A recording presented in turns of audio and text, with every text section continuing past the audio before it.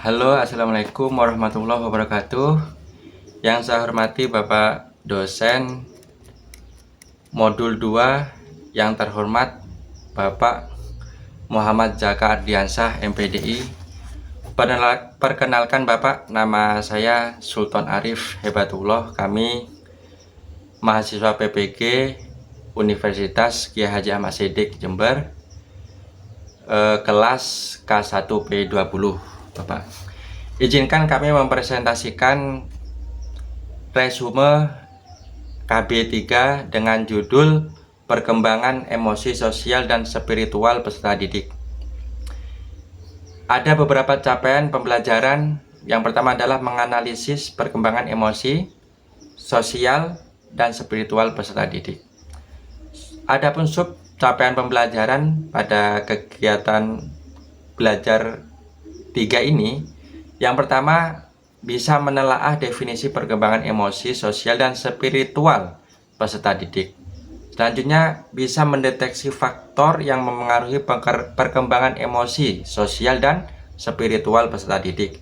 Yang terakhir adalah bisa menganalisis implikasi perkembangan emosi, sosial, dan spiritual peserta didik.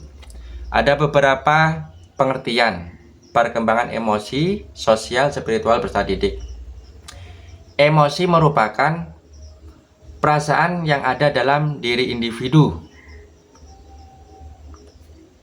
terutama siswa. Emosi dapat berupa perasaan senang dan tidak senang. Menurut Goleman 1995 bahwa emosi merujuk pada suatu perasaan atau pikiran khasnya suatu keadaan biologis dan psikologis, bahwa ada beberapa faktor yang mempengaruhi perkembangan sosial, bahwa yang pertama faktor individu, yang kedua adalah faktor lingkungan keluarga, yang ketiga adalah faktor dari luar rumah, dan faktor pengaruh pengalaman sosial anak. Itu ada beberapa faktor yang mempengaruhi perkembangan peserta didik. Ada selanjutnya adalah karakteristik perkembangan emosi, sosial, dan spiritual. Menurut Stewart 1985 mengutarakan proses terjadinya emosi atau mekanisme emosi melalui 5 tahapan. Yang pertama adalah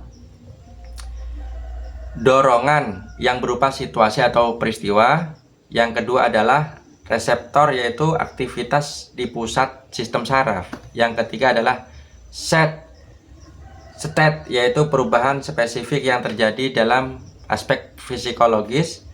Yang empat ada expression, yaitu terjadinya perubahan pada daerah yang diamati. Selanjutnya adalah ada beberapa perkembangan psikologis menurut Erikson yang mengacu pada tahapan kehidupan yang terdiri dari 7 tahap. Yang pertama adalah tahap prima phase, yang mana terjadi pada usia 0 sampai 2 tahun. Yang kedua adalah tahap intuitif projektif, yang mana berlangsung antara usia 2 sampai 7 tahun. Yang keempat adalah tahapan mitik literal phase, yang mana dimulai dari usia 7 sampai 11 tahun.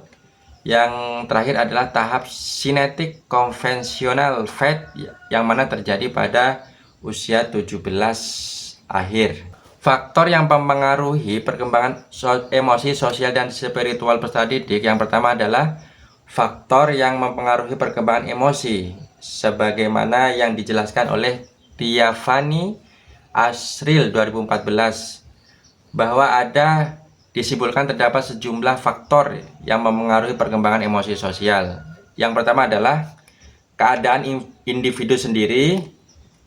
Yang kedua adalah konflik-konflik. Yang ketiga adalah faktor lingkungan.